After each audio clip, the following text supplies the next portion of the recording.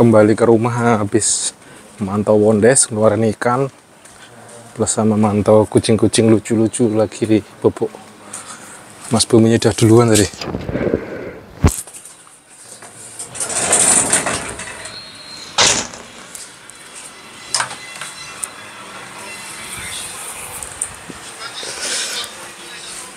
Mas Buminya udah menghilang. Kemana beliau? Saya ditinggal. Al-Kahfi, Al-Kahfi, Al-Kahfi mana Al-Kahfi? Al-Kahfi nggak ada di sini guys. Al-Kahfinya menghilang. Al-Kahfinya menghilang. Lagi belajar dia ternyata guys. Al-Kahfinya lagi belajar. Oke, ya, naruh baju dulu, lepas baju biar hot sekali, mulai hot.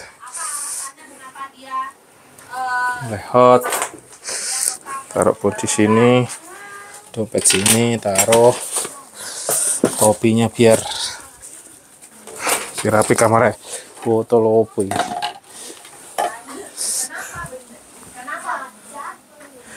Sambil mantau, pas punya apa ini? Mantau.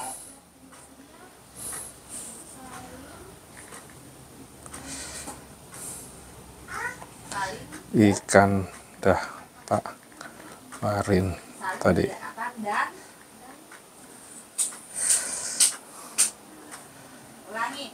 Daun.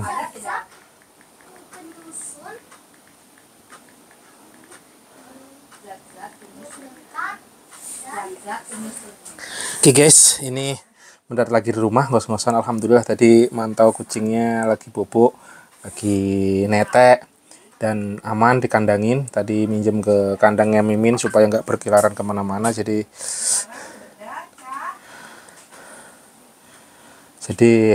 apa namanya, amin, moga-moga kita bisa memberikan yang terbaik buat cat dan dia juga paham apa yang kita mau supaya menjaga kebersihan, kerapihan gitu ya. Jadi intinya saling mendoakan, saling belajar bahwanya kucing pun juga perlu disayangin, dicintai, tapi mereka juga harus menjaga kebersihan, kita latih.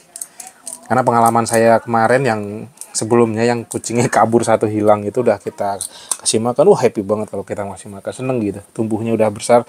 Dan sedih sekali pada saat dia udah hampir meninggal ya guys kemarin, karena dia makan ikan yang dikasih racun tikus gitu. Jadi ada ceritanya di sana tuh ada yang racun tikus, ikannya dibuang ke tempat sampah, diambil tuh sama cat dan dia hampir aja meninggal.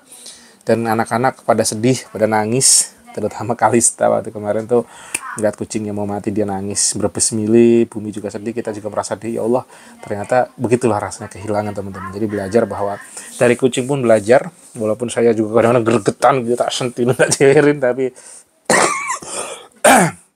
sebagai rasa kasih sayang. Dan sebenarnya semakin kita menyayangi binatang seperti itu ya kita pun juga lembut hatinya gitu.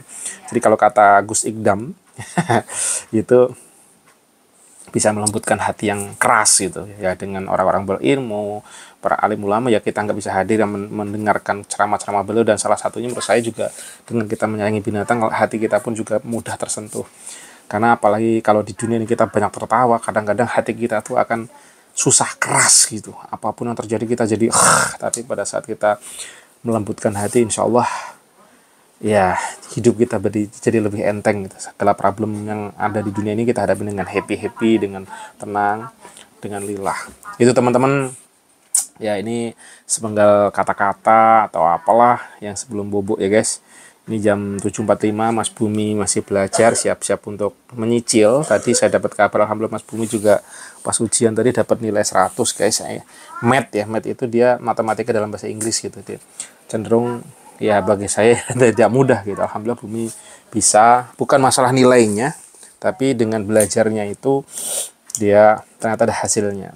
Dan bagi saya nilai dia 100, mau 70, mau berapapun oke gitu. Gak akan seperti saya dulu waktu zaman masih SMP nilai saya jelek ya. Waduh, sempat waktu masuk SD guys, nilai 1 dapat 0 dengan begitu happy, bangganya saya tunjukkan ke emak saya.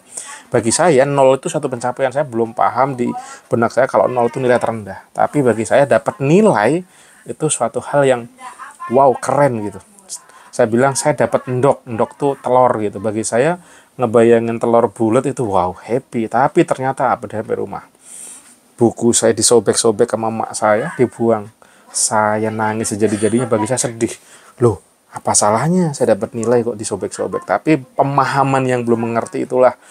Nah, saya belajar dari situ bahwasanya kita boleh memberikan ketegasan anak, kedisiplinan segala macam, tapi kita juga harus melihat, kita appreciate apapun itu. Dia udah berusaha walaupun tidak, karena memang saya di benak saya masuk waktu itu, saya masuk SD, saya belum bisa membaca dan belum bisa menulis, dan ternyata justru itulah yang keren. Masuk SD itu syaratnya bukan membaca dan menulis, karena memang anak-anak TK ke bawah itu mestinya mereka tuh happy dengan kehidupan masa kecilnya, bukan diajarin untuk logik, menghitung, membaca. Di luaran sana, di negara-negara maju seperti Finlandia segala macam, mereka itu ya gitu, ya ada anak kecil di Belanda gitu terus bisa jago membaca, jago menulis. Enggak, SD baru. Makanya masa kecilnya mereka juga tidak tertekan dengan wah kewajiban. Indonesia mungkin karena tuntutan segala macam, tapi itu ternyata nggak baik. Dan saya bersyukur walaupun saya disobek-sobek, ternyata justru benar saya itu. Justru saya dulu waktu masuk SD saya belum bisa membaca dan menulis, tapi endingnya ya mungkin cara didik orang tua saya nggak tepat waktu di awal-awal seperti itu dengan gaya mereka. Tapi bersyukur walaupun saya jadi anak-anak pendiam, jadi anak yang nggak punya nyali gitu ya, tapi waktu itu ya sudah, saya manut sendiko dawuh aja, dan alhamdulillah saya jadi anak yang waktu itu dapat ranking terus gitu di sekolah. Walaupun jujur deep down in my heart saya tuh harusnya lebih better dan itu gitu.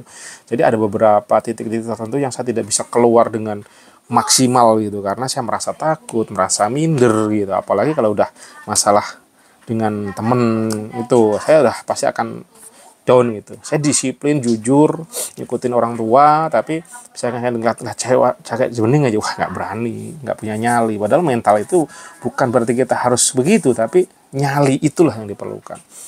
Dan alhamdulillah saya akhirnya bisa lepas waktu saya sampai ke dunia kerja loh, terbawa seperti itu. Saya minder segala macam, dan akhirnya saya setelah S1 lulus kerja, saya menyadari wah saya ini problem di sini. Akhirnya saya ngambil pascasarjana di bidang ilmu komunikasi, dan alhamdulillah hal tersebut bisa terselesaikan dengan ilmu yang saya baca, saya dapatkan dari S2 tersebut guys. Jadi saya jujur ambil S2 itu bisa membuka pola pikir saya, ternyata everybody is same.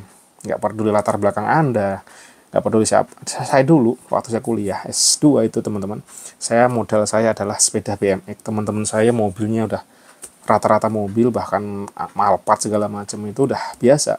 Mereka tongkrongannya di kafe, restoran segala macam. Dengan saya anak warteg, makan masak sendiri, kos-kosan, modal BMX. Awalnya saya juga sempat minder, tapi lama-lama bodo amat. Dan ternyata saya memiliki kelebihan dibandingkan teman-teman saya. Seorang teknis, waktu itu saya seorang IT support yang handle komputer segala macam. Wah, dah kerjaan di luar kepala. Tapi bagi mereka, wow. Padahal saya melihat mereka juga, wow, mereka sisi dunianya udah luar biasa. Kehidupannya, baju-bajunya, gayanya branded, stylenya. Saya tuh kan, wow. Tapi everything's okay, saya bisa melewati, dan justru saya mendapatkan pencerahan. Mereka pun walaupun punya kelebihan, mereka juga punya kekurangan. Saya pun walaupun saya merasa ada kekurangan, saya pun punya kelebihan dibandingkan mereka. So, we are the same. Dan akhirnya itu bisa membuka pola pikir saya, dan berani terbuka, dan saya akhirnya bisa menjadi seorang seperti saat ini.